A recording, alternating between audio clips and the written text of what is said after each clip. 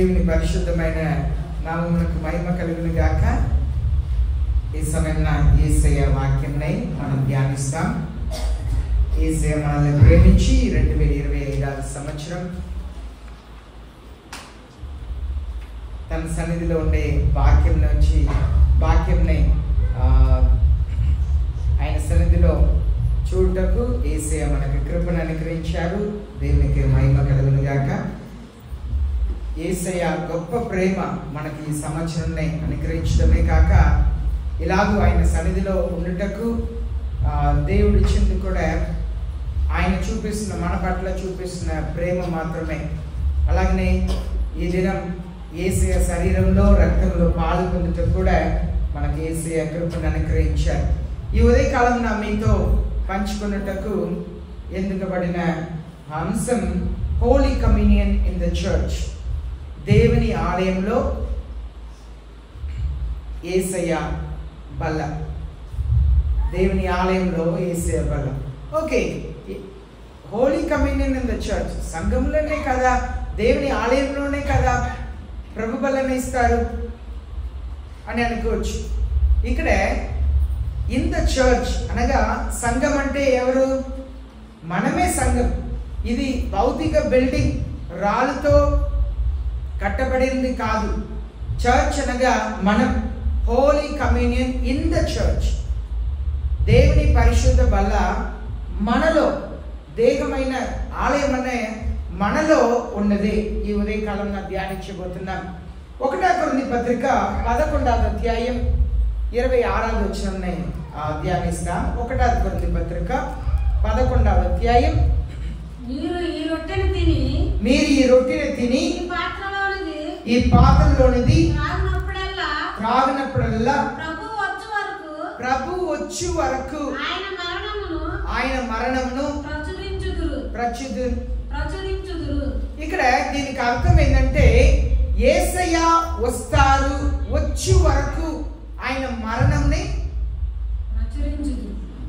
ఆయన మరణం గురించి మనం తెలియపరుస్తున్నామంట. అనగా ఆయన వచ్చి వరకు అంటే యేసయ్య రాబోతున్నారు అని అర్థం. యేసయ్య రాబోతున్నారు. యేసయ్య వచ్చే వరకు మనం ప్రకటించాలి. ఈ బలలో పాలు పొందటం వలన దేవుని ఎరగని వారికి, విశ్వాసం లేని వారికి యేసయ్య ఒక పర్యాయం ఈ లోకంలోకి వచ్చారు, మరలా ఈ లోకంలోకి రాబోతున్నారు. ఆయన మీద విశ్వాసం ఉంచే వాళ్ళందరినీ కూడా తనతో పాటు తీసుకెళ్ళేటకు యేసయ్య వస్తున్నారు అనే సంఘటనని మనం ప్రభు బల్ల ద్వారా తెలియపరుస్తున్నామంట.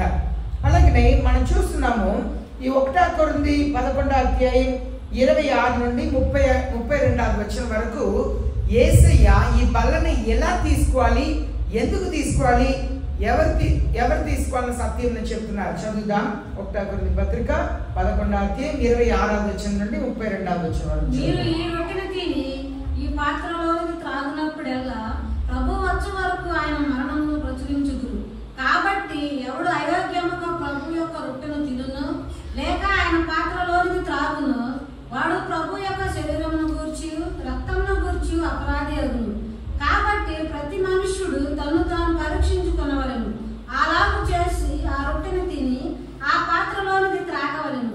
ప్రభు శరీరమని వివేచింపక తిని త్రాగువాడు తనకు శిక్షావిధి కలుగుటకే దీన్ని త్రాగుచున్నాడు. ఇందువలననే మీలో అనేకులు బలహీనులను రోగులనై ఉన్నారు, చాలా మంది నిద్రించుచున్నారు. అయితే మనలను మనమే విమర్శించుకొని ఎడల తీర్పు పొందకపోవడం, మనము తీర్పు పొందిన ఎడల లోకముతో పాటు మనకు శిక్షా విధి కలుగుతున్నట్లు ప్రభువు చేత శిక్షింపబడుచున్నాము. ఇక్కడ మనం చూస్తున్నాము ఒక సత్యంని. యేసయ్య తన శిష్యులతో పాటు ఈ బల్లలో పాల్గొన్నారు. యేసయ్య ఎవరితో ఈ బల్లని పాల్గొందారని మనం చూస్తున్నప్పుడు ఇది ఒక ప్రత్యేకమైన బల్ల. ఇక్కడ 23వ వచనంలో మనం చదువుతున్నాము. For I received from the Lord that which I also delivered to you. నేను మీకు అప్పగించిన దానిని ప్రభువు వలన పొందితిని. నేను ప్రభు దగ్గర నుండి పొందుకున్న దాన్ని మీకు అప్పగిస్తున్నాను అని చెప్పి యేసయ్య బల్లని ఎలా తీసుకోవాలి, ఎవరు తీసుకోవాలి అని చెప్పి వివరంగా ఇక్కడ చెప్పుకొని వస్తున్నారు. చూడండి, మనం వాక్యంలో చదువుతున్నాము, అబ్రహాం జీవితంలో అబ్రహాం ఒక పర్యాయం ఐగుప్తు దేశంలోకి వెళ్ళారని చూస్తున్నాం. ఆదికాండం 12వ అధ్యాయం 16వ వచనంలో, ఆదికాండం 12వ అధ్యాయం 16వ వచనం చదివినప్పుడు, అతడు బట్టి అబ్రహామునకు మేలు చేసును, అందువలన అతనికి గొర్రెలు, గొడ్లు, మగగాడిదలు, దాసులను, పనికత్తెలు, ఆడగాడిదలు, ఒంటెలు ఇయ్యబడెను. ఇక్కడ మనం చూస్తున్నాము, అబ్రహాం ఒక పర్యాయం ఐగుప్తు దేశంలోకి వెళ్ళారు. ఐగుప్తు దేశంలోకి వెళ్ళినప్పుడు అక్కడ ఐగుప్తు రాజు ఫరో ఆయనకు బహుమానం ఇచ్చారని చూస్తున్నాం. అది ఏ సందర్భం అని చెప్పి ఎందు నిమిత్తం ఇచ్చారన్నది మనం ఇప్పుడు ధ్యానించట్లేదు, కానీ బహుమానం ఇచ్చారు, ఆయన తీసుకున్నారు. సరేనా? తర్వాత తీసుకోవటం వలన జరిగిన పరిణామమే ఈ లోకంలో భయంకరమైన యుద్ధములు జరుగుటకు కారణం అంతా కూడా ఆనాడు ఐగుప్తు రాజు దగ్గర తీసుకున్న బహుమానమే. సరేనా? ఐగుప్తు దేశం వెళ్ళి ఆ ఫరో దగ్గర తీసుకున్న బహుమానం వల్ల ఇప్పుడు కూడా ప్రపంచంలో ఇంత భయంకరమైన యుద్ధములకు కారణముగా ఉంటుంది. అయితే మనం దాని గురించి ధ్యానించట్లేదు. తర్వాత మనం చూస్తున్నాము 20వ అధ్యాయం 14వ వచనం చదువుతున్నప్పుడు అక్కడ గెరార్ అనే ప్రాంతంలోకి వెళ్ళి అక్కడ అబీమెలెకు రాజు దగ్గర బహుమానం తీసుకున్నారు. చూడండి, నాకు చేయవలసిన ఉపకారం ఇదే అని చెప్పినాను. అబీమెలెకు గొర్రెలను, గొడ్లను, దాసదాసి జనులను రప్పించి అబ్రహాముకి ఇచ్చి అతని భార్య అయిన శారాను అతనికి తిరిగి అప్పగించింది. ఇక్కడ ఒక సందర్భంలో గెరార్ అనే ప్రాంతంలోకి వెళ్ళి అక్కడ కూడా అబీమెలెకు రాజు ఆయనకు బహుమానం ఇచ్చారంట, పొందుకున్నారు. సరేనా? అబ్రహాం తీసుకున్నారు ఆ బహుమానం అంతా. ఇప్పుడు మనం చూస్తున్నాము 14వ అధ్యాయం 17వ వచనం నుండి 24వ వచనం వరకు చదువుదాం. ఆదికాండం 14వ అధ్యాయం 17వ వచనం నుండి 24వ వచనం వరకు చదువుదాం. అతడు కదర్లాయోమెరును అతనితో కూడా ఉన్న రాజులను ఓడించి తిరిగి వచ్చినప్పుడు సొదొమ రాజు అతనిని ఎదుర్కొనుటకు రాజు లోయను షావేలోయ మట్టుకు బయలుదేరి వచ్చాను. మరియు షాలేము రాజైన మెల్కీసెదెకు రొట్టెను, ద్రాక్షారసమును తీసుకుని వచ్చాను. అతడు సర్వోన్నతులకు దేవునికి యాజకుడు. అప్పుడు అబ్రహామును ఆశీర్వదించి ఆకాశమునకు, భూమికిని, సర్వ సృష్టిను సర్వోన్నతుడైన దేవుని వలన అబ్రహాము ఆశీర్వదింపబడును గాక అనియు, నీ శత్రువులను నీ చేతికి అప్పగించిన సర్వోన్నతులకు దేవుడు స్తుతింపబడును గాక అనియు చెప్పాను. అప్పుడు అతడు అన్నింటిలో ఇతనికి 10వ వంతు ఇచ్చాను. సొదొమ రాజు మనుషులను నాకు ఇచ్చి ఆస్తిని నీవే తీసుకుని అబ్రహాముతో చెప్పగా, అబ్రహాము నేను అబ్రహామును ధనవంతునిగా చేసి తినని నీవు చెప్పకున్నట్లు ఒక నూలు పోగైనను చెప్పుల వారైనను నీ వాటిలో ఏదైనా తీసుకొనని ఆకాశమునకును, భూమికిని, సృష్టికర్తకును, సర్వోన్నతుడును దేవుడునైన యెహోవా ఎదుట నా చేయి ఎత్తి ప్రమాణం చేసి ఉన్నాను. అయితే ఈ పొడుచువారు భుజించినది తప్ప నాతో కూడా వచ్చిన ఆమెరు, ఎష్కోలు, మమ్రాను వారికి ఏ ఏ భాగంలో రావాలను ఆయా భాగంలో మాత్రము వారిని తీసుకొని సొదొమ రాజుతో చెప్పాను. ఇక్కడ మనం చూస్తున్నాము, ఎందుకు చదివిస్తున్నానని మీకు అర్థం అవ్వాలంటే, ఒకసారి ఐగుప్తుకు వెళ్ళారు, ఫరో రాజు ఇచ్చిన దాన్ని తీసుకున్నారు. ఒకసారి గెరార్కి వెళ్ళారు, అక్కడ అబీమెలెకు రాజు ఇచ్చింది తీసుకున్నారు. ఇప్పుడు అబ్రహాం యుద్ధమునకు వెళ్ళి తిరిగి వస్తున్నప్పుడు, విజయం పొంది తిరిగి వస్తున్నప్పుడు షాలేము రాజు అయిన మెల్కీసెదెకు వచ్చి ఆయనకు రొట్టెని, ద్రాక్షరసం ఇచ్చారంట. దాన్ని తీసుకున్న తర్వాత అబ్రహాం ఏమి ఇచ్చారంట తనకు? He gave him a tenth of all. ఆయనకున్న సమస్తంలో 10వ భాగంని ఎవరికి ఇచ్చారు? షాలేం రాజు అయిన మెల్కీసెదెకు ఇచ్చారు. ఎప్పుడైతే రొట్టెని, ద్రాక్షరసంని తీసుకున్నారో అటు తర్వాత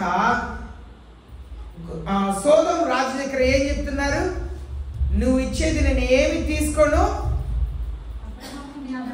నువ్వు అబ్రహాంని ధనవంతుడిగా చేస్తావని చెప్తావు కనుక నేను ఏమి తీసుకోను, ఇదిగో నాతో పాటు వచ్చిన రాజులకు ఏమి ఇవ్వాలో అది ఇస్తే చాలు అని చెప్పి అబ్రహాం ఏమి తీసుకోలేదంట.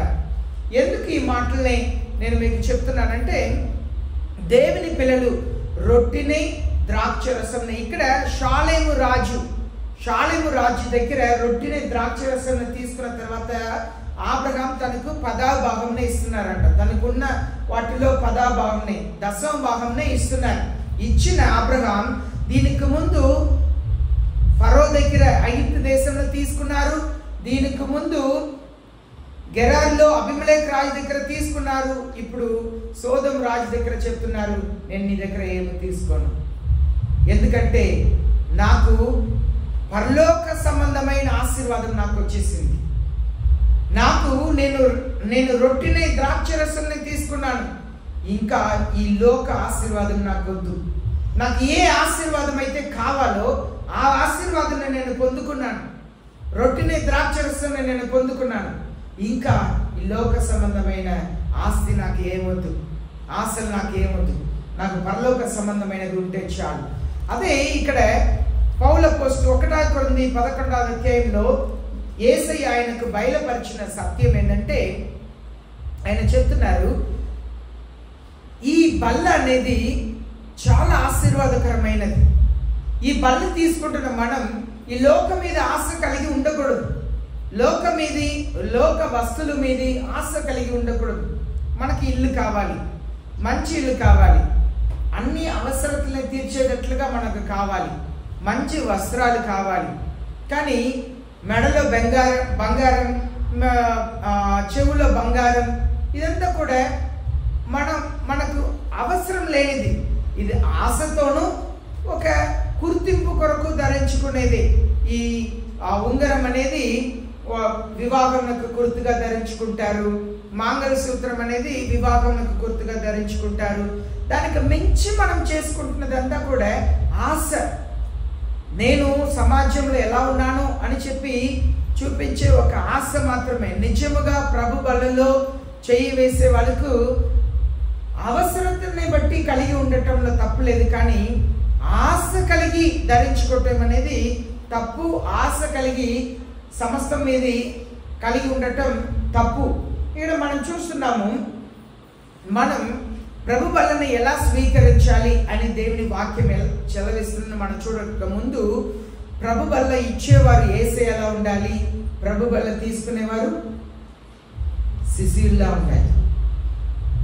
ప్రభు బల్ల ఇచ్చే సేవకుడు యేసయ్య ఎలా ఉండాలి, ప్రభు బల్ల తీసుకునే విశ్వాసులు శిష్యులుగా ఉండాలి. యేసయ్య ఈ బల్లను ఎవరికి ఇచ్చారు? ఆయన శిష్యులకు ఇచ్చారు. యేసయ్యకి ఎంతమంది శిష్యులు ఉన్నారని చూస్తున్నాము? 12 మంది, కానీ 70 మంది ఉన్నారంట. యేసయ్య ప్రతి గ్రామానికి ఇద్దరిద్దరుగా సేవకు పంపించారంట. యేసయ్యకు 70 మంది వాళ్ళు ఉన్నారు. వాళ్ళు కాక ఒక 500 మంది విశేషమైన వారు ఉన్నారని చూస్తున్నాం. కానీ యేసయ్య సేవలో వాడుకున్నది 70 మందిని సేవలో వాడుకున్నారు. ఆ 70 మందితో పాటు ఇంకా స్త్రీలు కూడా ఉండేవారు. ఈ 70 మంది కాక స్త్రీలు కూడా ఉండేవారు అని చెప్పి మనం చూస్తున్నాం. కానీ ప్రభు బల్లని ఎవరికి ఇచ్చారు? ఆ 70 మంది కాదు, ఆ స్త్రీలు కాదు, 12 మంది శిష్యులకు ఇచ్చారు. ఎందుకు 12 మంది శిష్యులకు ఇచ్చారు? వాళ్ళు ఈ లోకంని విడిచిపెట్టి యేసయ్యని వెంబడించారు. అర్థమవుతుందా? ఈ శిష్యులు ఈ లోకంని విడిచిపెట్టి వెళ్ళిన వారు. అంతే, ఈ లోకంని విడిచిపెట్టిన వారైతే వాళ్ళకి భార్యలు లేరా, పిల్లలు లేరా, ఇల్లు లేదా, ఆస్తి లేదా? ఈ లోకంని విడిచిపెట్టడం అంటే భార్య, పిల్లలు, ఇల్లు, అమ్మ, నాన్న అందరిని విడిచిపెట్టి రావటం కాదు. భార్య పిల్లలతో ఉండటం, ఇల్లు కలిగి ఉండటం, ఆస్తి కలిగి ఉండటం, కానీ ఈ లోకం మీద మనసు ఉంచని వారు, ఈ లోక ఆస్తుల మీద మనసు ఉంచని వారు. భార్య ఉన్నప్పుడు పిల్లలు ఉంటే ఒక తండ్రిగా పిల్లలకు ఆస్తిని మిగిలించాలా లేదా? పిల్లలకు మంచి భవిష్యత్తును చూపించాలా లేదా? చేయవలసినదంతా కూడా చేయాలి. కానీ మితిమించిన ఆశ, విపరీతమైన ఆశ, ఇంకా ఆశ కలిగి ఉండటం శిష్యత్వం కాదు. శిష్యులు అంటే తాము ఉపేక్షించుకునేవారంట. నిజముగా బల్లన ఇచ్చే ప్రతి ఒక్కరు కూడా యేసయ్యలా ఉండాలి. బల్లన తీసుకుంటున్న ప్రతి ఒక్కరు కూడా శిష్యులుగా ఉండాలి. యేసయ్యకి ఈ లోకంలో దేని మీద ఆశ లేదు. ఈ లోకంలో దేని మీద ఆశ లేదు. కారణం ఏంటంటే ఆయన ఆకాశాన్ని భూమిని సృష్టించిన సృష్టికర్త కనుక ఈ లోకంలో ఉన్న వాటి మీద దేని మీద ఆశ లేదు ఆయనకి. యేసయ్య దగ్గర ఒకసారి వచ్చి పన్ను చెల్లించమని పేతురుని అడిగితే యేసయ్య దగ్గర ఏమీ లేదు. ఆయనకి ఇచ్చేదంతా కూడా యూదా ఇస్కరియోతు దగ్గర ఇస్తారంట. యూదా ఇస్కరియోతు దాన్ని దొంగలిస్తా ఉండేవాడు అని చెప్పి రాయబడి ఉంది. 12 మంది శిష్యులు సమస్తమును విడిచిపెట్టేశారు. మనం చూస్తున్నాము తోమా అనబడిన దేవుని యేసయ్య సేవకుడు మన భారతదేశంలోకి కేరళలో అడుగు పెట్టారు, తమిళనాడులో మరణించారు. కనుక చూడండి, సమస్తమును వదిలిపెట్టి వచ్చేసారు.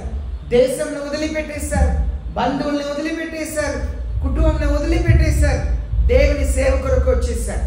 కానీ యేసయ్య శిష్యుల్లో 12 మందిలో ఒకడికి మాత్రం లోక ఆశ అలాగే ఉంది. సమస్తమును విడిచిపెట్టలేదు. యేసయ్య శిష్యులు అంటే లోక ఆశలను విడిచిపెట్టిన వారు.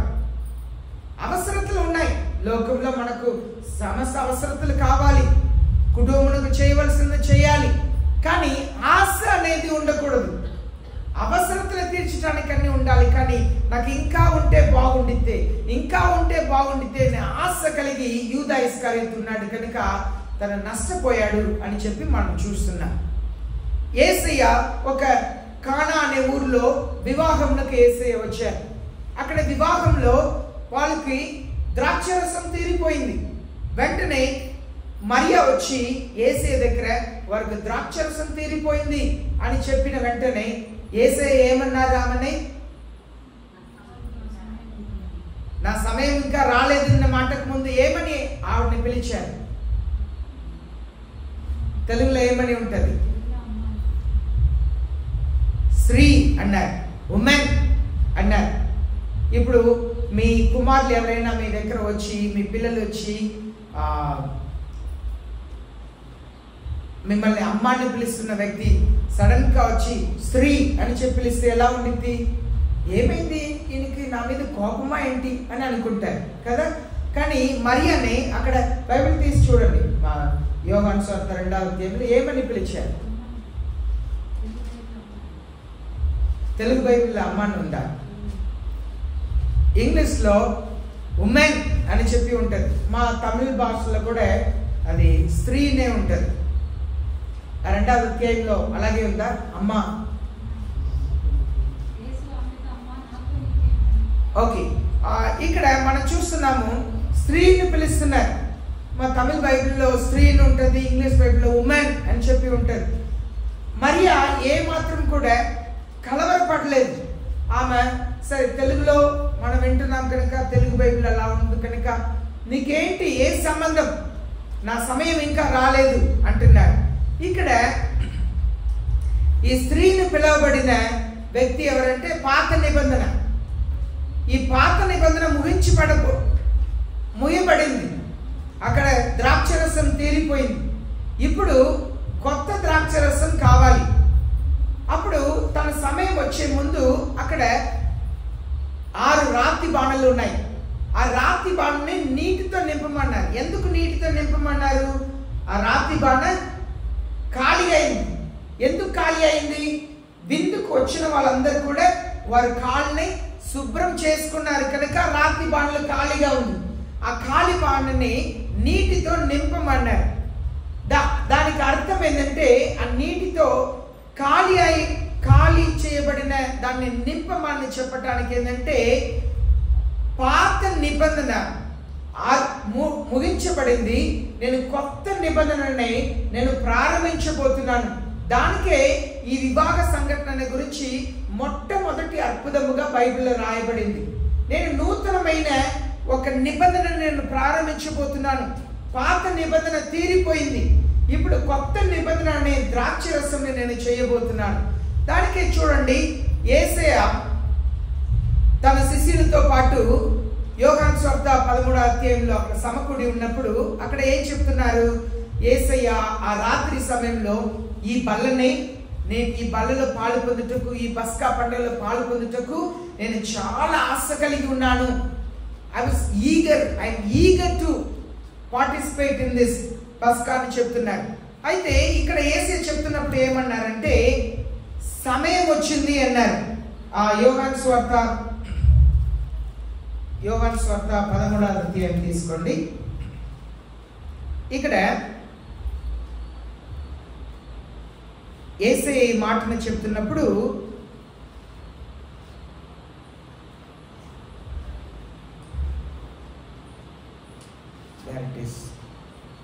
సమయం వచ్చినదని యేసయ్య ఎరిగి ఆ మాటని 13వ అధ్యాయం 1వ వచనం, Jesus knowing that the hour had come, సమయం వచ్చిందని యేసయ్య తెలుసుకున్నారు. మరియ దగ్గర ఏమన్నారు? నా సమయం ఇంకా రాలేదు అన్నారు. ఇంకా నా సమయం రాలేదు. ఇక్కడ 13వ అధ్యాయం 1వ వచనంలో ఏమన్నారు? సమయం వచ్చిందని ఎరిగి ఇప్పుడు ఏం చేస్తున్నారంట? పై వస్త్రంని తీసేశారంట. పై వస్త్రంని తీసేసి ఒక బానిస కట్టుకునే ఒక వస్త్రంని ధరించుకున్నారంట. దానికి అర్థం ఏంటంటే అక్కడ ఎందుకు ఆ బానిస వస్త్రంని, పై వస్త్రంని తీసి బానిస వస్త్రంని ధరించుకున్నారంటే అక్కడ సమకూడి ఉన్న వాళ్ళందరూ కూడా ఆ శిష్యులు ఏమని మాట్లాడుకున్నారు? దానికి ముందు యేసయ్య తర్వాత ఎవరు నాయకుడు, నేను నువ్వును మాట్లాడుకుంటున్నారు. యేసయ్య అక్కడ వచ్చి చెప్తున్నారు, మీరు నాల నాయకుడిగా ఉండాలంటే ముందు ఒకరు కాళ్ళని కడిగే మనస్సు మీకు ఉండాలి. ప్రభు బల్లలో పాలు పొందే ముందు కాలు కడిగి ప్రభు బల్లలో పాలు పొందాలన్న అర్థం కాదు. దానికి అర్థం ఏంటంటే మీరు నాయకుడిగా ఉండి చేయాలంటే మీరు ముందు పనివాడిగా ఉండటం నేర్చుకోవాలి. పనివాడుగా ఉండటం నేర్చుకోవాలి. దాన్ని చూపించిన తర్వాత యేసయ్య అందరి కాళ్ళని కడుగుతున్నారు. ఇప్పుడు అక్కడ పేతురు చెప్తున్నారు, అయ్యా నా పాదం మాత్రమే కాదు నా శరీరం అంతా శుభ్రం చేయండి అంటే యేసయ్య చెప్తున్నారు, ఒక్క పర్యాయం శుభ్రం చేయబడిన వరకు మరలా శరీరం అంతా శుభ్రం చేయవలసిన అవసరం లేదు అని చెప్తున్నారు. ఇది బాప్తిసం పొందిన మీరు ఇప్పుడు తగ్గింపు నేర్చుకుంటే చాలు. ఒక్కసారి మీరు శుభ్రం చేసుకున్నారు. బాప్తిసం పొందినప్పుడు ఎలా శుభ్రం చేసుకుంటున్నారు? శరీరం అంతా నీటిలో వెళ్తుంది. ఒక సేవకుడు, శాకునన్ అనే సేవకుడు చెప్తారు, వారి సంఘంలో బాప్తిసం ఇస్తున్నప్పుడు చాలా ఎత్తైన వ్యక్తి తల మునగలేదంట, మరణం ఉంచండి అన్నారంట. కారణం అది మరణములకు సూచన, శరీర ఆశలకు సూచన. నువ్వు మరణించాలి. యేసయ్య అదే చెప్తున్నారు, నువ్వు ఒక్కసారి స్నానం చేసావు కనుక మరలా స్నానం చేయని అవసరం లేదు. ఒకసారి నువ్వు బాప్తిసం పొందుకున్నావు, ఇప్పుడు నీకు కావలసింది తగ్గింపు. దానికే యేసయ్య మీ నాయకుడైన నేను మీకు దీన్ని చేసినప్పుడు మీరు కూడా అలా చేయండి అన్నారు. బలులో పాలు పొందేటకు ముందు మనకు కావలసింది తగ్గింపు అండి. తగ్గింపు కావాలి. కులం అనే మనస్సు ఆలోచన ఉండకూడదు. నేను ఫలానా కులంకి చెందిన వ్యక్తిని, నాకు చాలా ఆస్తి ఉన్నది, నాకు ఇల్లు ఉంది, నాకు చాలా డబ్బు ఉంది, దేన్ని గురించి గర్వించడానికి లేదు. మనం యెరెమీయా 9వ అధ్యాయం 23-24 వచనంలో చదివితే అక్కడ ఒక శిష్యుడు ఎలా ఉండాలి అని చెప్పి చెప్తున్నారు. యెరెమీయా రాసిన 9వ అధ్యాయం 23-24 వచనంలో చదివితే యెరెమీయా అన్ని జనులందరూ సున్నతి పొందని వారు కనుక ఇశ్రాయేలీయులందరూ. యెరెమీయా 9వ అధ్యాయం 23-24 వచనం. యెహోవా ఇలాగ సెలవిచ్చుచున్నాడు, జ్ఞాని తన జ్ఞానమును బట్టి, శూరుడు తన శౌర్యమును బట్టి అతిశయింపకూడదు, ఐశ్వర్యవంతుడు తన ఐశ్వర్యమును బట్టి అతిశయింపకూడదు. అతిశయించువాడు దేనిని బట్టి అతిశయింపవాలనగా భూమి మీద కృప చూపుచు నీతి న్యాయంలో జరిగించుచున్న యెహోవాను నేనే అని గ్రహించి నన్ను పరిశీలనగా తెలుసుకుంటున్న బట్టి అతిశయింపవలెను. ఇక్కడ యేసయ్య చెప్తున్నారు, అతిశయించేవాడు తన జ్ఞానమును బట్టి, తన శౌర్యమును బట్టి, తన ఐశ్వర్యంను బట్టి అతిశయించకూడదంట. నాకు జ్ఞానం ఉంది, బలం ఉంది, చాలా ఐశ్వర్యం, డబ్బు ఉంది, బంగారం ఉంది, ఆస్తి ఉంది, దీన్ని బట్టి అతిశయించకూడదంట. అతిశయించేవాడు నన్ను బాగా ఎరిగి ఉన్నాను, నాకు దేవుడు ఎవరిని తెలుసు, నా దేవుడు మంచి దేవుడిని నాకు తెలుసు, నా దేవుడు రోషం కలిగిన దేవుడిని నాకు తెలుసు అని ఎరిగిన వారు మాత్రమే ఆయనలో సంతోషపడాలంట. నిజమైన ఒక శిష్యుడు ఇలాగే ఉండాలి. ఆ శిష్యుడే తగ్గింపు కలిగి ఉండగలుగుతారు. ఆ శిష్యులే ప్రభు బల్ల పొందుటకు అర్హుడు. ప్రభు బల్ల ఇచ్చే సేవకుడు యేసే అలా ఉండాలి. ప్రభు బల్ల తీసుకునే విశ్వాసులు శిష్యులుగా ఉండాలి. ఇప్పుడు the criteria to partake the holy communion, ప్రభు బల్ల, పరిశుద్ధ ప్రభు బల్లలో పాలు పొందుటకు అర్హత ఏంటిని చూస్తారు. పరిశుద్ధ ప్రభు బల్లలో పాలు పొందుటకు అర్హతల్ని మనం చూస్తాం. మనకు అర్హత ఏందని మత్తయి రాసిన 16వ అధ్యాయం 24వ వచనంలో యేసయ్య ఇలాగ చెప్పారు. మత్తయి రాసిన 16వ అధ్యాయం 24వ వచనం చదివినట్లయితే అర్హతని గురించి చెప్తున్నారు. అప్పుడు యేసు తన శిష్యులను చూచి, ఎవడైనా నన్ను వెంబడింపబోరిన ఎడల తను తాను ఉపేక్షించుకొని తన శిలువను ఎత్తుకొని నన్ను వెంబడింపవలెను. యేసే చెప్తున్నారు, నన్ను ఎవరైనా వెంబడించాలి, నాకు శిష్యుడిగా ఉండాలంటే తన్ను తాను ఉపేక్షించాలి. ఉపేక్షించడం ఇదే వచనమే మార్క్ రాసిన 8వ అధ్యాయం 34వ వచనంలో, అలాగే లూకా రాసిన 9వ అధ్యాయం 23వ వచనంలో కూడా చూస్తున్నాం. ఉపేక్షించాలి. You must deny yourself. యేసయ్య పరిశుద్ధ బల్ల ఆయన శిష్యులకు మాత్రమే, ఆయన శిష్యులకు మాత్రమే. అబాత్రముగా పాలు పొందకూడదు అని చెప్పి దేవుని వాక్యం సెలవిస్తుంది. యేసయ్య తను శిష్యులకి బలని ఇచ్చారు. అక్కడ అబాత్రముగా ఎవరు పాలు పొందారు? అబాత్రముగా పాలు పొందిన వారు కొందరు రోగిలయ్యారు, కొందరు నిద్రించారని రాశారు. అది అపోస్తలుడైన పౌలుకి బయలుపరచబడింది, మనకు సెలవించారు. అబాత్రముగా యేసే శిష్యులు ఎవరు పాలు పొందారు? ఇస్కరియోతైన యూదా. ఆయన అబాత్రముగా పాలు పొందాడు. యేసయ్యను అప్పగించుటకు డబ్బు తీసుకొని పాలు పొందాడు. ఏమయ్యాడు? నిద్రించాడు, ఘోర మరణం పొందాడు. ఉరి వేసుకుంటే ఆ తాడు తెగి కింద పడి, తల క్రింద పడి, కడుపు పగిలి పేగులు బయటకు వచ్చి దుర్మరణం పొందాడు. కారణం ఏంటంటే అబాత్రముగా పాలు పొందాడు. దేవుని పిల్లలు, యేసయ్యకు శిష్యులుగా ఉండేవారు తమ తాము ఉపేక్షించమని చెప్తున్నారు. ఫస్ట్ థింగ్ మనం ఉపేక్షించాలి. ఉపేక్షించటం అంటే ఏంటి? 3 విషయాలు నేను చెప్తాను. ఉపేక్షించటం అంటే ముందుగా సెల్ఫ్ డినయల్, అనగా మనల్ని మనం ఉపేక్షించుకోవాలి. సెల్ఫ్ డినయల్ అంటే మన ఆశల్ని, desire for materialism. Desire for materialism అంటే మనం కొనే వస్తువులు కాదు, అనగా మనకు ఇంట్లో ఫ్రిడ్జ్ కావాలి, వాషింగ్ మిషన్ కావాలి, పనులు చేయకపోతే, కష్టపడి చేయలేకపోతే, మనకు వస్తువులు ఉండటంలో సమయంని సేవ్ చేయడానికి పనికి వెళ్ళాలి, ఇంట్లో ఉన్న వారు అందరికీ భోజనం చేయాలి. కానీ త్వరగా మీరు పనికి వెళ్ళాలంటే దానికి ఇప్పుడు మిక్సీ వచ్చింది, ఇంకా ఏదేదో మంచి ఎలక్ట్రానిక్ ఐటమ్స్ వచ్చింది. ఇదంతా కూడా వాడటంలో ఏమీ తప్పు లేదు. కానీ మెటీరియలిజం అనేది మన పిల్లలకు కావలసిన ఆస్తిని మంచి తల్లిదండ్రులుగా మిగిలించడం కాదు, వాళ్ళు అవసరతలకు మించిన ఆస్తిని సంపాదించి చాలా మంది పిల్లల్ని కుంటి వాళ్ళగా చేసేస్తారు. అనగా చాలా మంది ఏం చేస్తారంటే వారి పిల్లలకు అవసరతకు మించిన ఆస్తి సమకూర్చి వాళ్ళు యవ్వన వయసు వచ్చిన వెంటనే వాళ్ళకు బైకులు, కార్లు కొనిచ్చి వాళ్ళకి చాలా డబ్బులు ఇచ్చి వాళ్ళు బాధ్యత లేని జీవితం జీవించడం మొదలు పెడతారు. ఒక సహోదరుని కలిసాను. ఆమెకు వివాహం జరిగే సమయంలో వాళ్ళ భర్త జాబ్ వెతుకుతున్నారని చెప్పారు. అయితే ఇప్పుడు ఇద్దరు పిల్లలతో ఆ సహోదరి ఉంది.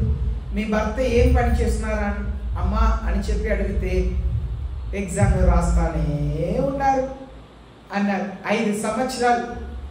కారణం ఏంటంటే తల్లిదండ్రులకున్న అత్యధికమైన ప్రేమ. వారు మాకు జాబ్ వెతకాలి అన్న మనసు కలగట్లేదు. తల్లిదండ్రులకు ఉన్న ఆస్తి. కొన్నిసారి మనం మన పిల్లల్ని కుంటి వాళ్ళగా చేసేస్తున్నాం. వాళ్ళ ఎదుగుదలకు మనం ఆటంకంగా ఉన్నాం. ఎలాగూ వాళ్ళకు అవసరతకు మించిన వాటిని మనం సమకూరుస్తున్నాం. మన పిల్లలకు మంచి చదువు ఇవ్వాలి, ద బెస్ట్ ఎడ్యుకేషన్ ఇచ్చి వాళ్ళ కాళ్ళ మీద నిలబడాలి. మనం ఇవ్వగలిగిన మంచి ఆస్తి మన పిల్లలకు మంచి చదువు, మంచి ఆరోగ్యం అంటే అది దేవుడిచ్చే. కనుక మనం మెటీరియలిస్టిక్ అంటే ఆస్తి మీద ఆస్తి, ఆస్తి మీద ఆస్తి, ఇంకా ఇంకా ఇంకా ఇంకా నాకు 2 ఇళ్ళు కావాలి, 3 ఇళ్ళు కావాలి. నేను కొన్ని సంవత్సరాల క్రితం ఒక వ్యక్తి ఇంట్లో ఉంటున్నాను. ఆయనకు ఆ పట్టణంలో ఆయన ఉంటున్న ఇల్లు కాక 6 ఇల్లు ఉంది. కానీ ఆయన ఎప్పుడు మీటింగ్లో చెప్తుంటే, నేను మంచం మీద పడుకుంటే, నేను నా భార్య మంచం మీద ఉంటే నా పిల్లలు నేల మీద పడుకుంటున్నారు అంటారు. నేను ఆయనతో ఉన్నప్పుడే ఆ పట్టణంలో ఆయనకు 6 ఇల్లు. ఆ ఇంట్లో కృతజ్ఞత ప్రార్థన జరుగుతప్పుడు కూడా నేను వెళ్ళాను. కానీ బయట అలాగే చెప్తుంటారు, ఇంకా ఇంకా ఇంకా. కానీ బయట ప్రజల దగ్గర నాకు లేదు, నాకు లేదు, నాకు లేదు అని చెప్తుంటారు. అది మెటీరియలిస్టిక్ అయిన జీవితం. ఉపేక్షించాలి. పిల్లలకు ఆస్తి సంపాదించడంలో తప్పులేదు, ఆస్తి కలిగి ఉండటంలో తప్పులేదు. కానీ మితమించి కలిగి ప్రజలకు దాచిపెట్టి నాకు లేదు లేదు అనటం తప్పు. దేవుని శిష్యులు మనం ఉపేక్షించాలి. అతి మించిన కార్యంని మనం కలిగి ఉండకూడదు. తర్వాత మనీ, డబ్బు మీద విపరీతమైన ఆశ కలిగి ఉండటం. డబ్బు అవసరమే, డబ్బు లేకుండా ఏమీ చేయలేదు. యేసయ్య అన్నాడు, పేదలకు సహాయం చేసినప్పుడు కూడా ఆయనకు సహాయం కావాలి. చూడండి, యూదా ఇస్కరియోతునే నువ్వు చేసేది త్వరగా చేయి యూదా అని చెప్పారు. ఎప్పుడు చెప్పారు? నువ్వు చేసేది త్వరగా చేయి యూదా అని ఎప్పుడు చెప్పారు? ప్రభు వల్ల తీసుకున్న తర్వాత. ఆయనకు అలా చెప్పిన తర్వాత అక్కడ యోహాను సువార్త 13వ అధ్యాయంలో నువ్వు చేసేది త్వరగా చేయి యూదా అని చెప్పిన తర్వాత శిష్యులు ఏమని అనుకున్నారంట? యేసు ఎందుకు పంపించారని అనుకున్నారంట? బైబిల్లో ఉంది. ఏమనుకున్నారంట? బీదలకు సహాయం చేయడానికి పంపించారేమో అని అనుకున్నారంట. 13వ అధ్యాయంలో మీరు చదివితే మీకు అర్థమైంది.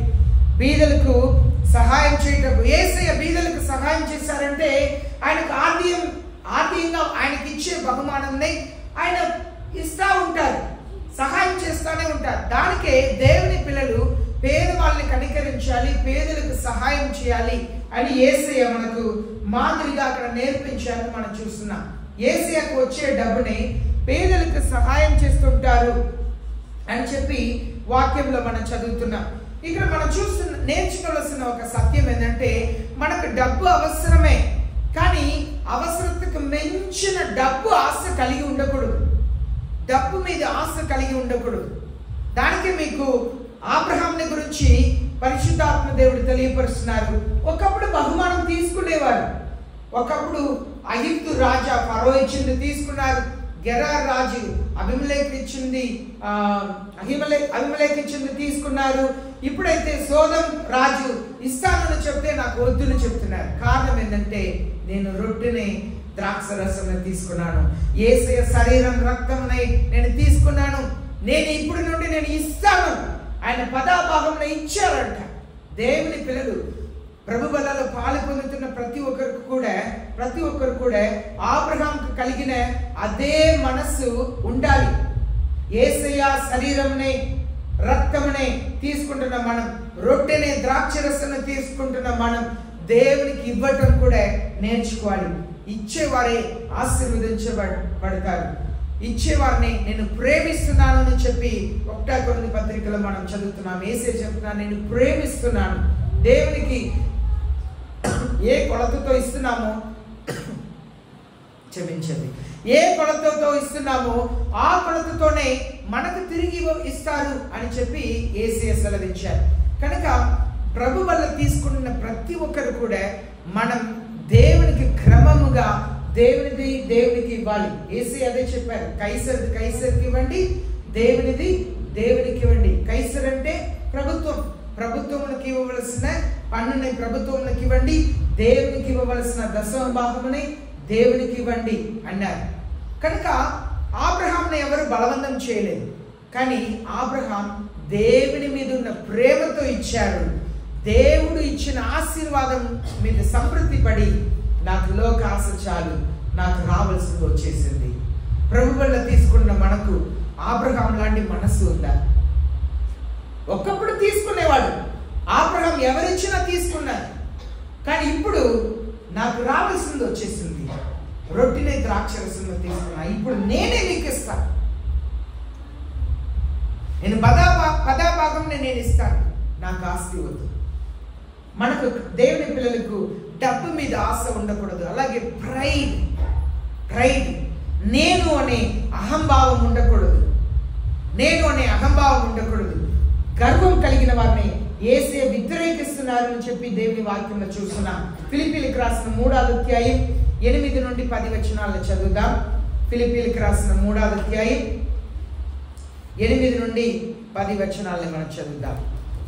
ఇక్కడ దేవుని పిల్లలు తమ తాము ఎలా ఉపేక్షించుకోవాలని మనం చదువుతున్నాం. నిశ్చయముగా నా ప్రభువైన యేసుక్రీస్తును గురించిన అతి శ్రేష్టమైన జ్ఞానం నిమిత్తమే సమస్తము నష్టముగా ఎంచుకొనుచున్నాను. క్రీస్తును సంపాదించుకొని ధర్మశాస్త్రం మూలమైన నా నీతిని గాక క్రీస్తు నందుల విశ్వాసం వలనైన నీతి అనగా విశ్వాసమును బట్టి దేవుడు అనుగ్రహించి నీతి గలవాడని ఆయన యందు ఆశపడు నిమిత్తమును ఏ విధము చేతనైనను మృతులలో నుండి నాకు పునరుద్ధానం కలగవలెనని ఆయన మరణం విషయంలో సమానుభావము గలవాడనై ఆయన పునరుద్ధాన బలమును ఎరుగు నిమిత్తమును ఆయన శ్రమలలో పాలివాడు నలుగుట గట్టితో ఎరుగు నిమిత్తమును సమస్తమును నష్టపరుచుకొని వాటిని పెంటతో సమానముగా ఎంచుకొనుచున్నాను. మనం 7వ వచనం నుంచి చదవకపోయాం, 7 నుండి చదువుదాం. 7వ వచనం చదువుదాం. ఆయనను ఏ వేడు నాకు లాభకరములై ఉండెను వాటిని క్రీస్తు నిమిత్తము నష్టముగా ఎంచుకొంటిని. పౌలు అపోస్తలుడు చెప్తున్నారు, ఒక మంచి శిష్యుడిగా మారిపోయారంట. ఆయన ఏమని చెప్తున్నారంటే, whatever things were gain to me these things I have counted as loss for the sake of Christ.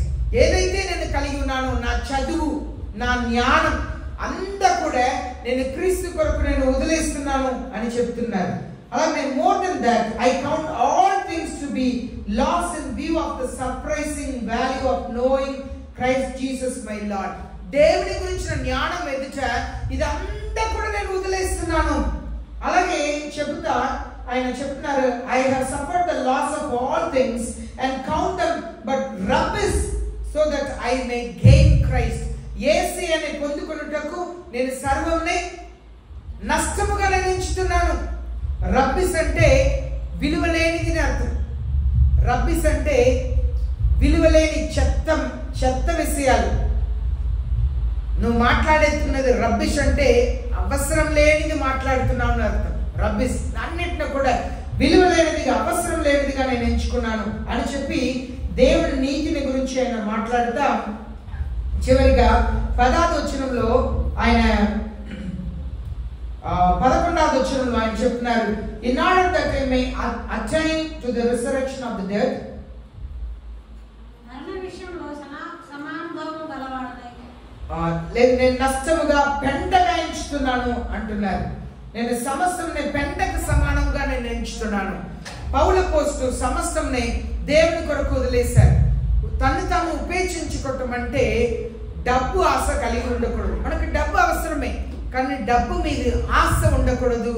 డబ్బు ఆశతో దేవునికి ఇవ్వకుండా ఉండటం, నువ్వు దేవునికి ఇవ్వవలసింది ఇవ్వకుండా ఉంటే నువ్వు డబ్బు ఆశ కలిగిన వ్యక్తిని అర్థం. నష్టపోతావు, దాన్ని అనుభవించకుండానే పోతావు. ఇలాంటి చాలా మంది సమకూర్చి పెట్టుకొని అనుభవించకుండా వెళ్ళే వాళ్ళు ఉన్నారు. యూదా ఇస్కరియోతు సంపాదించాడు, చెడుగా సంపాదించాడు. అనుభవించాడా? చెడుగా సంపాదించాడు యూదా ఇస్కరియోతు. అనుభవించలేదు. ఆ డబ్బుతో ఒక పొలంని కొని దాంట్లో ఆ ప్రాంతంలోకి చెందని వారు ఎవరో వాళ్ళు చనిపోతే అక్కడ పాత పెట్టడానికి సమాధి భూమిగా మారిపోయిందంట. నువ్వు దేవునికి ఇవ్వకుండా, దేవునికి ఇవ్వవలసిన దాన్ని ఇవ్వకుండా డబ్బు ఆశ కలిగి దేవునికి ఇచ్చేదంతా నీకు ఉంచుతావు కదా, అదంతా అలాంటి పనికే ప్రయోజనమైంది. అది ఉపయోగం లేని దానికి ప్రయోజనమైంది. చచ్చిన సవాల్ని పాత పెట్టడానికి ఆ స్థలం పనికి వచ్చింది. యూదా ఇస్కరియోతు ఆశపడి మోసంతో సంపాదించిన డబ్బు. దేవుని మోసపరచవద్దు. ప్రభు వల్ల తీసుకుంటున్న నువ్వు దేవునికి ఇచ్చే వ్యక్తిగా మారాలి. కానీ దేవునికి ఇవ్వవలసిన దాన్ని దాచిపెట్టుకొని నువ్వు ఏ ఆశీర్వాదాన్ని పొందలేవు. మనల్ని మనం ఉపేక్షించుకోవాలి. ఇది నాది కాదు, ఉపేక్షించటం అంటే ఇది నాది కాదు, ఇది దేవునిది అని చెప్పిన మనస్సుని కలిగి ఉండటం. డబ్బు మీద ఆశ కలిగి ఉండకూడదు. అలాగే ఇంకా ఆస్తి, ఇంకా సంపాదించాలి, నేను ఇంకా గొప్ప వ్యక్తిగా ఉండాలి. ఒక కారు నీకుంటే సంతోషం, దాంట్లో తప్పు లేదు. ఒక బండి ఉంటే సంతోషం. ఒకవేళ నువ్వు ఒక చోటుకు పనికి వెళ్తున్నావు, నువ్వు భార్య చోటుకు పనికి వెళ్తుంది, మీ పిల్లలు ఒక చోటుకు పనికి వెళ్తున్నారు, నీ భార్య ఖచ్చితంగా ఒక కారు అవసరమే, మీ పిల్లలకి ఖచ్చితంగా ఒక కారు అవసరమే అంటే మీరు ఒక్కొక్కరు ఇంట్లో 3-4 కార్లు ఉండటం తప్పు లేదు. కానీ నీ ఒక్కరికే నాకు 2 కారు కావాలి, 3 కారు కావాలి. ఒక వ్యక్తి ఇలాగ చెప్తున్నారు, కారు కావాలి ప్రార్థన చేస్తున్నారు. కారు ఇచ్చిన తర్వాత దేవుడు ఒకేసారి పెద్ద కారు ఇచ్చారు. కారు ఇచ్చిన తర్వాత ఏమని చెప్తున్నారంటే, పెద్ద కారు అయిపోయింది, సిటీలో అక్కడెక్కడ తిరగాలంటే తిప్పటం కష్టంగా ఉంది, చిన్న కారు ఒకటి కొనాలి. కారు లేనప్పుడు కారు కావాలన్నారు. కారు ఇచ్చిన తర్వాత సిటీలో తిప్పటం కష్టంగా ఉంది, చిన్న కారు ఒకటి కొనాలి. అది ఆశ. ఎందుకు ముందే నీకు తెలీదా సిటీలో తిప్పాలంటే చిన్న కారే అవసరం? తెలీదా? ఆశ. ఇంకా కావాలి, పెంచుకుంటా వెళ్ళాలి. అత్యాశ ఉండకూడదు, డబ్బు మీద ఆశ ఉండకూడదు, గర్వం ఉండకూడదు. ఏసే శిష్యులు అక్కడ అదే గర్వపడుతున్నారు, నేను గొప్పవాడిని. ఏసే నేను గొప్పవాడిని. ఏసే పై వస్త్రం తీసి పక్కన పెట్టి వాళ్ళు అందరి కాళ్ళని కడిగి చెప్తున్నారు, నాలా ఉండాలని నేర్చుకోండి. మనం పని చేయటం నేర్చుకోవాలి, దేవుని సేవ చేయటం నేర్చుకోవాలి. రెండవది, పరిశుద్ధ బల్లలో పాల్గొనేందుకు కావలసిన క్రైటీరియా, అవసరత ఏంటంటే ఉపేక్షించుకోవటంలో హ్యూమిలిటీ.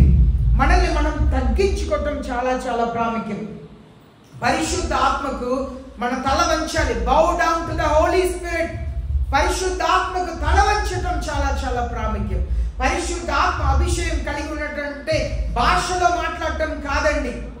పరిశుద్ధ ఆత్మని కలిగి ఉండటం అంటే భాషలో మాట్లాడటం కాదు. పరిశుద్ధ ఆత్మకు లోబడటం అంటే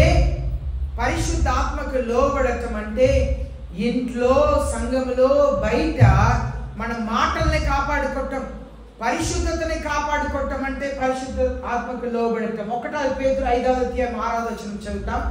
1 పేతురు 5వ అధ్యాయం 6వ వచనం చదువుతాం. 1 పేతురు 5:6. దేవుడు తగిన సమయమందు మిమ్మల్ని హెచ్చించినట్లు ఆయన బలిష్టమైన చేతి క్రింద దీన మనస్కులై ఉండుడు. దేవుడు మనల్ని తన సమయంలో హెచ్చించాలంటే ఆయన బలిష్టమైన చేతి కింద అణిగిమెణిగి ఉండాలి, తగ్గించుకొని ఉండాలి. నేను నా వల్లనే అని చెప్పి చూస్తా ఉంటే మనకు దేవుడు మనల్ని హెచ్చించారు. ఈనాడు నాయకులు ఉన్నారు, రాజకీయ నాయకులు ఉన్నారు. వాళ్ళని ఎవరైనా హెచ్చిస్తున్నారా? లేదు. వాళ్ళు ఎంత పెట్టుబడి పెడతారో అంత పైకి వస్తూ ఉంటారు. అవునా కదండి? అంటే నేను చెప్తున్నది ఎంతమందికి అర్థమైంది? నిజంగా వారిని ఎవరో హెచ్చించట్లా. వాళ్ళు ఎంత పెట్టుబడి పెడతారో అంత పైకి వస్తారు. ఒకరోజు నేను ప్రింటింగ్ ప్రెస్లో డిజైన్ చేస్తున్నాను. ఒక వ్యక్తి చాలా బ్యానర్స్ డిజైన్ చేస్తున్నారు. నేను అడిగాను, మీకు ఎలా లాభం వచ్చింది, ఇంత ఖర్చు పెడుతున్నారని అడిగితే, అక్కడెక్కడ పెడితే నాయకులు వస్తున్నప్పుడు దాన్ని చూసి చాలా బ్యానర్స్ వాళ్ళ కళ్ళలో పడితే పలానా వ్యక్తి ఎవరిని వాళ్ళు ఎంక్వైరీ చేసి మనకి ఏదైనా చేయడానికి అవకాశం ఇస్తారు.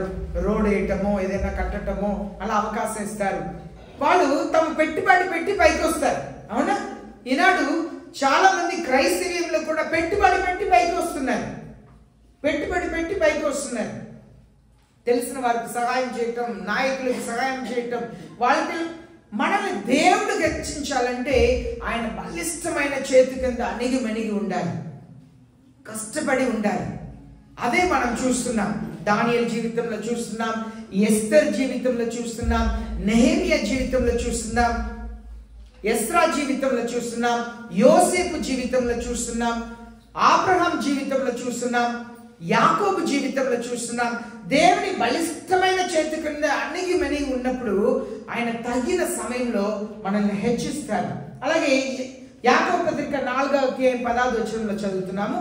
యాకోబు పత్రిక 4వ అధ్యాయం 10వ వచనంలో, ప్రభు దృష్టికి మిమ్మల్ని మీరు తగ్గించుకొనుడు, అప్పుడు ఆయన మిమ్మల్ని హెచ్చించును. ప్రభు దృష్టికి మనల్ని మనం తగ్గించుకోవాలంట. పరిశుద్ధ బల్లలో పాలు పొందుకుంటున్న వారు మనం పైకి వచ్చుటకు ఈ లోకంలో ఉన్న జ్ఞానమునే తెలివితేటలను వాడకూడదు. ప్రభు పరిశుద్ధ బల్లలో పాలు పొందుతున్న మనం దేవుని ఎదుట మనల్ని మనం తగ్గించుకోవాలంట. Humble yourself in the presence of the Lord and he will exalt you. దేవుని సన్నిధిలో మనల్ని మనం తగ్గించుకోవాలి. గుర్తింపునే కోరకూడదు. దేవుని సన్నిధిలో దేవుడు అవకాశం ఇవ్వకపోతే మౌనముగా ఉండటమే. యేసయ్య తగిన సమయంలో మనల్ని హెచ్చిస్తారు. మత్తయి రాసిన 11వ అధ్యాయం 28 నుండి 36 వచనంలో యేసయ్య మనకు నేర్పిస్తున్నారు. యేసయ్య తను ఎలాంటి వ్యక్తి అని చెప్తున్నారు. దానికే యేసయ్య చెప్తున్నారు, నన్ను వెంబడించేవారు తన్ను తాను ఉపేక్షించుకోవాలి. Self denial. రెండవది హ్యూమిలిటీని మనం నేర్చుకుంటున్నాం, తగ్గింపుని. మత్తయి రాసిన 11వ అధ్యాయం 28 నుండి 30 దాకా చదువుదాం. ప్రయాసపడి భారం మోసుకొనుచున్న సమస్త జనులారా నా యొద్దకు రండి, నేను మీకు విశ్రాంతి కలుగజేతును. నేను సాత్వికుడను దీన మనసు గలవాడను కనుక మీ మీద నా కాడి ఎత్తుకొని నా యొద్ద నేర్చుకొనిడి, అప్పుడు మీ ప్రాణములకు విశ్రాంతి దొరుకును. ఏలైనగా నా కాడి సులువుగాను నా భారం తేలికగాను ఉన్నవి. ఇక్కడ యేసయ్య చెప్తున్నారు, నేను సాధువును దీన మనసు కలిగిన వాడిని.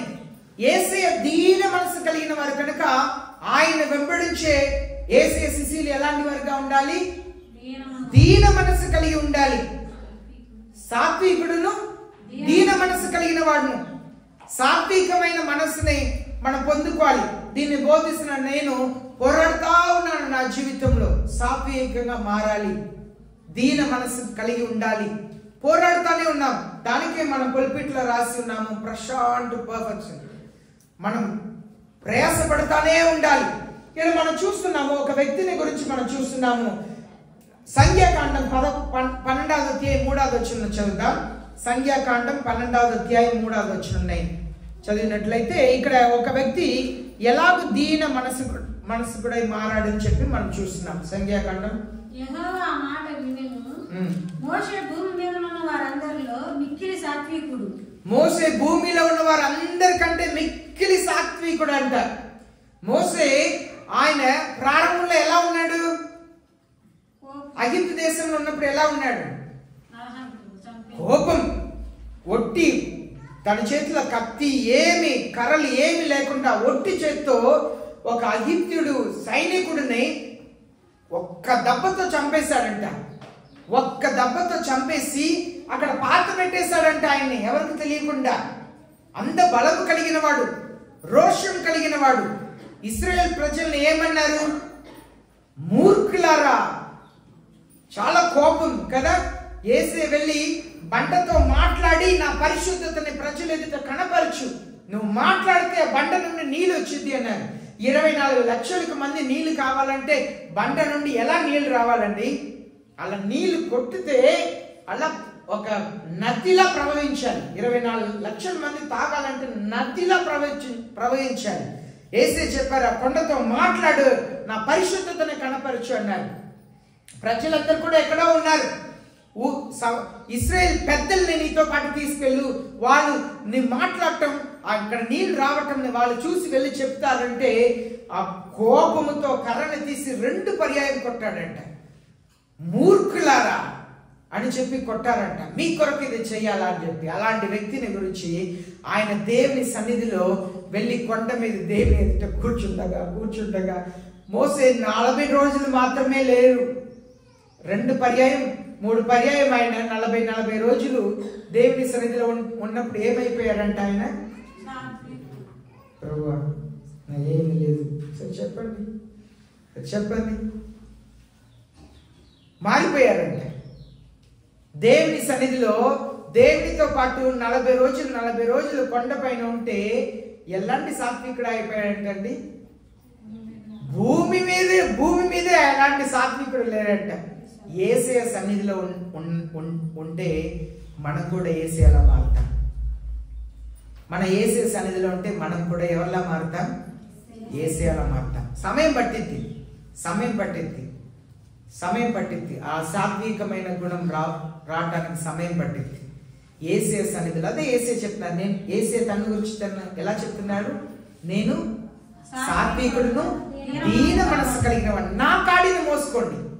మోసే యేసయ్య కాడిని మోసుకుంటే ఎలా అయిపోయాడంట? భూమిలో అందరికంటే సాత్వికుడిగా మారిపోయాడంట.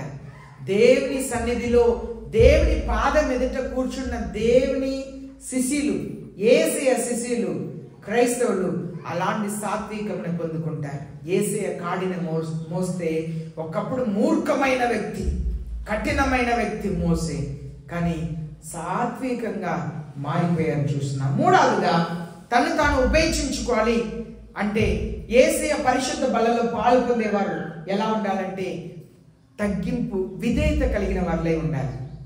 మొదటిగా ఎలాంటి వారిగా ఉండాలని చూస్తాం? తను తాను ఉపేక్షించుకోవాలి. రెండవది ఎలా ఉండాలి? సాత్వికం, తగ్గించుకొని ఉండాలి. మూడవదిగా విధేయత కలిగి ఉండాలని చూస్తున్నాం.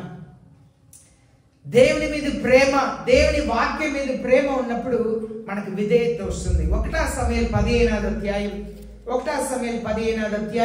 22-23 వచనంలో చదువుదాం. 1 సమూయేలు 15వ అధ్యాయం 22-23 వచనంలో చదువుదాం. అందుకు సమూయేలు తాను సెలవిచ్చిన ఆజ్ఞను ఒకడు గైకొనుట వలన యెహోవా సంతోషించినట్లు ఒకడు దహన బలులను అర్పించుట వలన ఆయన సంతోషించున ఆలోచించును. బలులు అర్పించుట కంటే ఆజ్ఞను గైకొనుటయు, పొట్టేళ్ల క్రొవ్వు అర్పించుట కంటే మాట వినుటయు శ్రేష్టము. ఇక్కడ ఏమని చెప్తున్నారు చూడండి. దేవుడు విధేయతను కోరుకుంటున్నారు, లోబడాలి. యేసయ్య చెప్పిన మాటకు లోబడటమే, నమ్మాలి. పేతురు దగ్గర యేసయ్య ఏం చెప్పారు? ఒక గాలంను తీసుకో, సముద్రంలోకి వెళ్ళు, నువ్వు గాలమై ఒక చాప వచ్చింది. ఆ మొదటి చాప నోట్లో చూస్తే ఒక నాణ్యం ఉండిద్ది, నీకు నాకు పన్ను చెల్లించు. పేతురు అది ఎలా ప్రభువా? ఏమీ అడగల. ఇంటికి వెళ్ళాడు, గాలం తీసుకున్నాడు, పడవ మీద ఎక్కాడు, సముద్రం వెళ్ళాడు, గాలం వేశాడు. Simple obedience. చెప్పిన మాటకు కళ్ళు మూసుకొని లోబడాలండి. ఒకప్పుడు సౌలు రాజు దేన్ని వెతికి వెళ్ళాడంటే 3 రోజులు గాడిదను వెతికి వెళ్ళాడు. అయ్యో, ఒక గాడిద మీద ఇంత శ్రద్ధ పెట్టి ఉన్న వ్యక్తి నా ప్రజల మీద ఎంత శ్రద్ధ పెట్టి నా ప్రజల్ని చూసుకుంటాడని యేసయ్య రాజుగా చేస్తే ఆ గాడిద మీద ఉన్న బుద్ధి పోలే. అమలేకెల్ని అందరిని చంపేయని చెప్పి దేవుడు చెప్పారు. ఏమి మిగిలించవద్దు. ఏం మిగిలించాడు? గాడిద మీద ఉన్న ఆశ కలిగిన వ్యక్తి ఏమి మిగిలించాడు? గొర్రెల్ని, పొట్టేల్ని, ఆవుల్ని, గేదెల్ని అన్నిటిని మిగిలించాడంట. ఆశ పోలే, గాడిద బుద్ధి పోలే. దానికి సమూయేలు వచ్చి చెప్తున్నారు. Has the Lord as much delight in burnt offerings and sacrifice as in obeying the voice of the Lord? దేవుని మాటకు లోబడటం కంటే నువ్వు ఇచ్చే బలి మీద దేవుడు ఆశ కలిగి ఉన్నారని అనుకుంటున్నావా? ముందు దేవునికి లోబడాలి, దేవుని వాక్యములకు లోబడాలి. Because to obey is better than sacrifice and to heed them than fat of the rams. దేవుని మాటకు లోబడటం కంటే అదే ప్రాముఖ్యం. 23వ వచనంలో తెలుగులో వేరుగా ఉంది, ఇంగ్లీష్లో ఏమని ఉందంటే, for rebellion is as the sin of divination. తిరుగుబాటు చేయటం, దేవుడు చెప్పిన మాటకు మాట వినకుండా ఏదండి సోది చెప్పటానికి సమానం అంట. నువ్వు దేవుని మాటని వినకుండా తిరుగుబాటు చేస్తున్నావంటే, నువ్వు సోది చెప్పకపోయినా, ఇంటింటికి వెళ్ళి వీధి వీధి తిరిగి సోది చెప్పకపోయినా, దేవుని దృష్టిలో నువ్వు ఒక సోది చెప్పే వ్యక్తికి సమానం. తిరుగుబాటు మనసు కలిగి ఉంటే. And insubordination is as iniquity as idolatry. మూర్ఖతనం, మూర్ఖతనం కనపరచుట దేనికి సమానం అంట? మాయ విగ్రహములకును గృహ దేవతల్ని పూజించుటకు సమానం అంట. దానికి లోబడాలండి, దేవుని వాక్యమునకు లోబడాలి. ఈనాడు ఎంతో మంది దేవుని వాక్యమునకు లోబడకుండా దేవుని వాక్యంని తమ ఇష్టానుసారంగా మార్చుకుంటున్నారు. దేవుడు ఇష్టపడరు. అది గృహ దేవతల్ని పూజించుటకు సమానం అంట, దేవుని వాక్యమునకు లోబడకపోవటం. ప్రియమైన దేవుని జనమా, యేసయ్య మీ దగ్గర కోరుకుంటున్నది విధేయత. యేసయ్య శిష్యులకు విధేయత కావాలండి. కళ్ళు మూసుకొని ఆయన చెప్పినట్లుగా చేయటమే విధేయత. ఆయనకు లోబడటం కావాలి. ఇప్పుడు ఒక హెచ్చరికనే పరిశుద్ధ ఆత్మదేవుడు చెప్తున్నారు. 1 కొరింథీ పత్రిక 11వ అధ్యాయం 27వ వచనం మనం చదువుము. Do not take the communion in an unworthy manner. మనం పరిశుద్ధ బలిని ఎలా తీసుకోకూడదంట? అయోగ్యంగా తీసుకోకూడదంట. అయోగ్యంగా తీసుకోకూడదు. ప్రభు బలిని పాలు పొందుటకు ముందు 2 రాత్రులు మనం దేవుని సన్నిధిలో వచ్చి ప్రక్షాళన ప్రార్థన చేస్తున్నాం, సిద్ధపాటు ప్రార్థన చేస్తున్నాం. దేవుని సన్నిధిలో, అయ్యా నన్ను నా పాపములను క్షమించండి, మీ రక్తముతో నన్ను కడగండి అని చెప్పి అడుగుతున్నాం. అయోగ్యముగా బల్లలో పాలు పొందొద్దు. ఎలా పాలు పొందాలి? పరీక్షించుకోవాలి. పాలు పొందవద్దు అంటే, అయ్యో నేను ఇలా ఉన్నానే, అయితే ఈరోజు నేను ప్రభు బల్లలో పాలు పొందను, అది కాదు.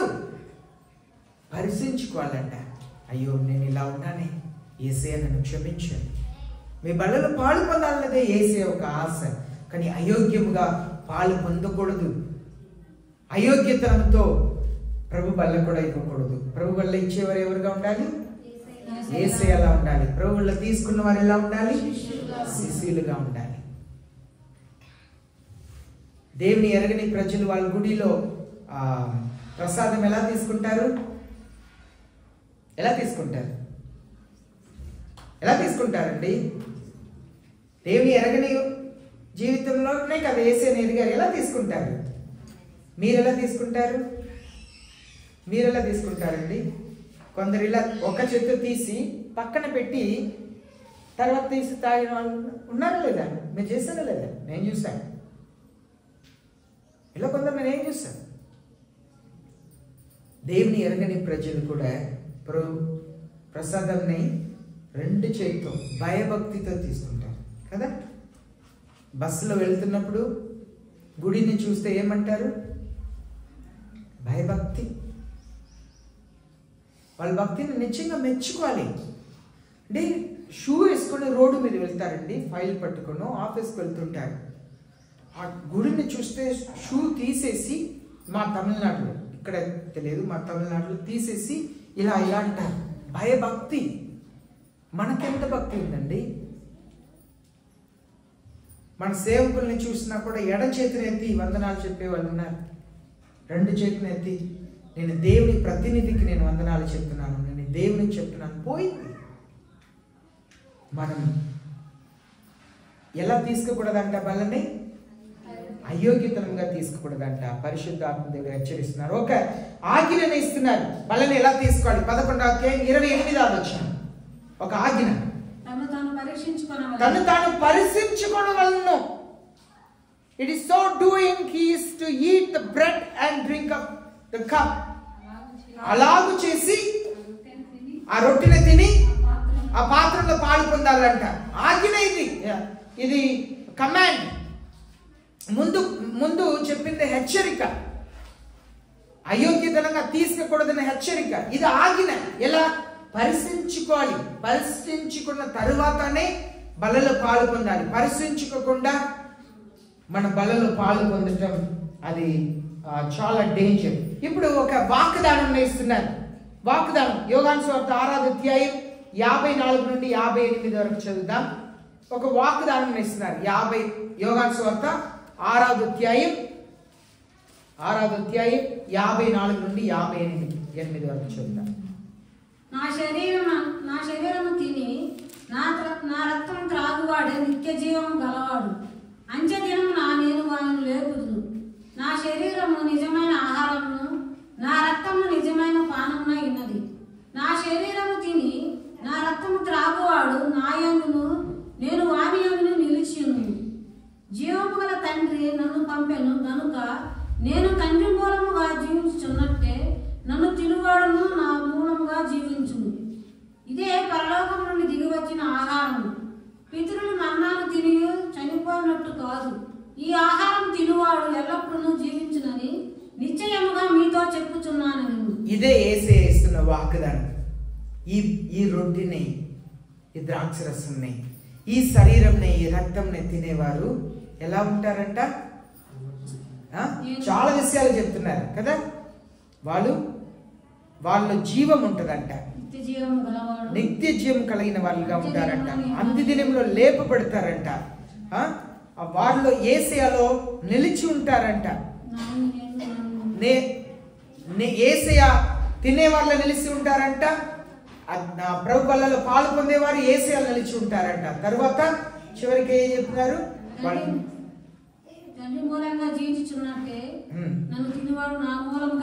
జీవిస్తారంట, నిత్యము జీవిస్తారంట.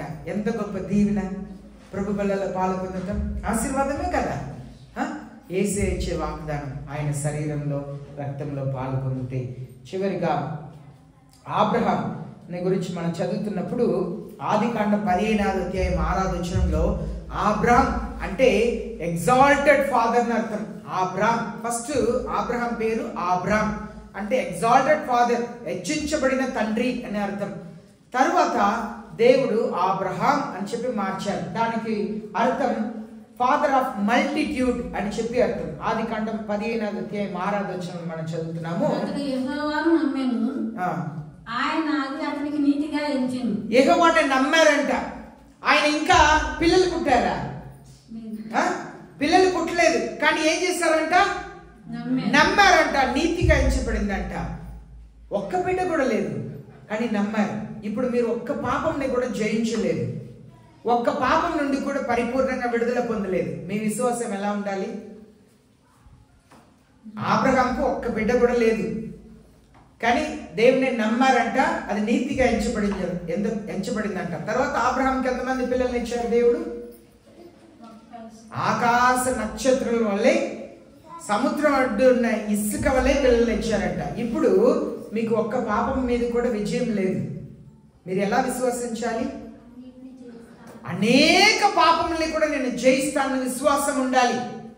ఒక్క పాపం మీద కూడా విజయం లేనప్పుడు నేను యేసయ్యను నమ్మితే అన్ని పాపం నుండి నాకు విడుదలని ఇస్తానని విశ్వసించాలి. అప్పుడే మన విశ్వాసం నీతిగా ఎంచబడుతుంది. నన్ను పరిపాలిస్తున్న ప్రతి పాపము నుండి యేసయ్య నాకు విడుదల ఇస్తాడు. నా కోపము నుండి, మోహపు చూపు నుండి, అవిధేయత నుండి, తిరుగుబాటు స్వభావం నుండి, దురాశల నుండి, గర్వం నుండి, ఈర్ష్య నుండి, కక్ష నుండి యేసయ్య నాకు విడుదలను ఇస్తారు. ఒకరోజు పరిపూర్ణముగా నేను విడుదల పొందుతాను అని చెప్పి నమ్మాలి. ఇప్పుడు ఒక్క పాపం మీద కూడా విజయం లేనప్పుడు కూడా నేను యేసయ్య నమ్ముతున్నాను, నిశ్చయముగా నాకు విడుదలను ఇస్తారు అని చెప్పి పరిపూర్ణమైన విశ్వాసం కలిగి ఉన్నప్పుడు యేసయ్య అద్భుత కార్యం చేస్తారు. అదే మనం రోమిలికి రాసిన 4వ అధ్యాయం 3వ వచనం నుండి 5వ వచనం వరకు చదువుతున్నాం. గలాతీ పత్రిక 3వ అధ్యాయం 6వ వచనంలో కూడా అదే చదువుతున్నాం. రోమిలికి రాసిన 4వ అధ్యాయం 3వ వచనం నుండి 5వ వచనం వరకు, గలాతీ పత్రిక 3వ అధ్యాయం 6వ వచనంలో నమ్మాలి. నా యేసయ్య నా పాపం నుండి విడిపిస్తాడు. నేను చేయకూడని పనిని చేస్తున్నాను కానీ యేసయ్య విడిపిస్తాడు. విశ్వసించాలి. చూడండి, యోహాను సువార్త 6:53 మనం చదివాం. You will not enter the Kingdom of God అని చెప్పారు యేసయ్య. ఎవరు నిత్య రాజ్యంలో ప్రవేశించారంట? ఆయన శరీరం తిని ఆయన రక్తం త్రాగకపోతే వాళ్ళు పరలోక రాజ్యంలో ప్రవేశించారంట. ప్రవేశం ఉండదు, అవకాశం ఉండదు. కనుక దేవుని సన్నిధిలో బాప్తిసం పొందని వారు ఉన్నారా? బాప్తిసం పొందండి, మిమ్మల్ని దేవునికి సమర్పించండి. మీరు అనుకోవచ్చు, అయ్యో నేను ఇంకా మందు తాగుతున్నాను, పొగ తాగుతున్నాను, నేను బూతులు మాట్లాడుతున్నాను, నా జీవితం మారలేదు కదా. మారు మనసు పొంది యేసయ్యను విశ్వసించమని దేవుని వాక్యం సెలవిస్తుంది. యేసయ్యను విశ్వసించు, కానీ పరిపూర్ణంగా యేసయ్య పాపం నుండి విడిపిస్తారు. నీ జీవితం నువ్వు మార్చుకో, బాప్తిసం తీసుకొని యేసయ్య కొరకు జీవించు. యేసయ్య దానికే పిలుస్తున్నారు. చూడండి ప్రియమైన దేవుని జనమా, మత్తయి 24:44 మనం చూస్తున్నాము. ఆయన ఎప్పుడు వస్తారో మీకు తెలియదు కనుక మెలుకు కలిగి ఉండండి, సిద్ధం కలిగి ఉండండి అని చెప్తున్నారు. Be ready, Jesus is coming at an hour when you do not know. Yesayya వచ్చే సమయం నీకు తెలియదు కనుక నువ్వు మెలుకు కలిగి ఉండు, సిద్ధపాటు కలిగి ఉండు. మత్తయి 24:44 చెప్తున్నారు. చూడండి, అనుకోని గడియలో మనిషి కుమారుడు వచ్చును గనుకనే మీరును సిద్ధముగా ఉండండి. యేసయ్య ఎప్పుడు వస్తారో తెలియదు. బల్లలో పాలు పొందుటకు సిద్ధం లేదు. బల్లలో పాలు పొందకుండా ఉండవద్దు. నువ్వు పరలోక రాజ్యం వెళ్ళలేకపోతావు. మరణం ఎప్పుడు వచ్చిందో తెలియదు కనుక ఈ సమయంలో దేవునితో సమాధానపడు. యేసయ్య సన్నిధిలో మోకరిస్తాం, ప్రార్థన చేస్తాం. ప్రియమైన దేవుని జనమా, యేసయ్య సన్నిధిలో మనం మోకరించి, అయ్యా నన్ను మీ బల్లలో పాలు పొందుటకు సిద్ధపరుస్తుంది ప్రభువా. నా పాపం నేను ఒప్పుకుంటున్నాను, నా పాపం నేను విడిచిపెడతాను ప్రభువా. నాకు బల్ల కావాలి, మీ శరీరం కావాలి, మీ రక్తం కావాలి, నేను పరలోక రాజ్యం రావాలి. యేసయ్య నా కృప చూపించండి. పెద్దవాళ్ళు బాప్తిసం పొందక ఉన్నారా? మీరు నిర్ణయం తీసుకోండి, నేను బాప్తిసం తీసుకుంటాను. ఈ 2025 సంవత్సరం నేను ఎంత త్వరలో తీసుకోవాలో అంత త్వరలో నేను బాప్తిసం తీసుకుంటాను. నేను బల్లలో పాలు పొందుతాను. ఒకవేళ మీరు బల్లలో పాలు పొందకుండా ఉండవద్దు, బల్లలో పాలు పొందకుండా ఉండవద్దు. బల్లలో పాలు పొందండి, బల్లలో పాలు పొందండి. యేసయ్య సన్నిధిలో మోకరించి ప్రార్థన చేయండి, పశ్చాత్తాప ప్రార్థన చేయండి, బల్లలో పాలు పొందండి. యేసయ్య కృపను అనుగ్రహిస్తారు. మీ కొరకు మీరు ప్రార్థన చేయండి. ప్రియమైన దేవుని జనమా, మీ కొరకు మీరు ప్రార్థన చేయండి. దేవుని సన్నిధిలో పాప క్షమాపణ అడగండి. అయ్యా నన్ను క్షమించండి ప్రభువా, మీ పరిశుద్ధ